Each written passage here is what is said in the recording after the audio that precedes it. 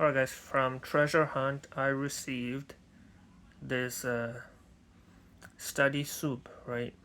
And it said this bubbling broth makes your laboratory research 4x fast for 1 hour. Work in the home village. So another one is like 10 hours, right?